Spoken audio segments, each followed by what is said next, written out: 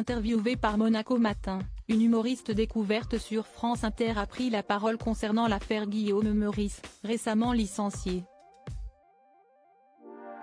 Et visiblement, il avait eu des propos plutôt visionnaires il y a quelque temps.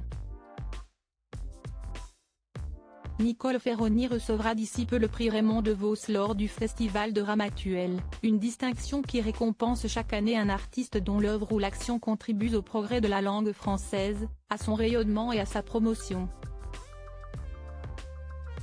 Honorée mais surprise, l'humoriste s'est confiée à nos confrères de Monaco Matin sur cet honneur qu'elle n'attendait pas. « Je suis touchée que l'on ait pensé à moi parce que si est vrai que même si j'aime manier la langue française, je trouve qu'il y a tellement de gens qui font ça mieux que moi », a-t-elle d'abord déclaré.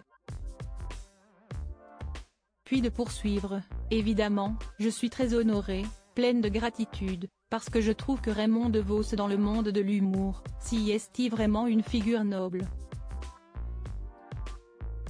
Et en parlant d'humour, Nicole Ferroni, qui s'est fait connaître sur France Inter, a évoqué l'affaire Guillaume Meurice récemment licencié après sa blague sur Benyamin Netanyahou. «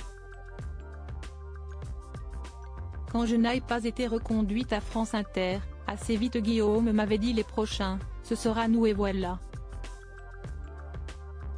On sent qu'à Inter, une forme de contrainte est en train de s'imposer sur l'humour engagé », a-t-elle regretté. Celle qui officie désormais sur TVA dans l'émission Piquante, que l'on retrouvera à la rentrée, a ajouté que la parole impertinente est devenue très restreinte tout en étant préservée un peu car il faut cette espèce de caution pour dire que l'esprit inter est toujours là. Elle poursuit, « J'ai quand même un sentiment de gâchis. Je comprends que certains se soient sentis blessés par la blague de Guillaume. Après, sincèrement, si est le sort de beaucoup d'humoristes, on regrette nos blagues, on n'est pas fier de tout.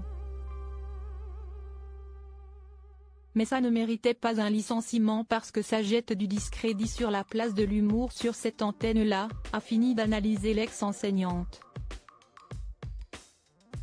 Nicole Ferroni bientôt engagée en politique ? En tournée avec son spectacle baptisé Marseille et ce Je vous offre un verre, Nicole Ferroni a évoqué la possibilité de s'engager en politique pour continuer ce qu'elle a entamé en postant ses vidéos à l'humour incisif sur Instagram à ses débuts. Si est une discussion que j'ai eue suite à la dissolution de l'Assemblée nationale.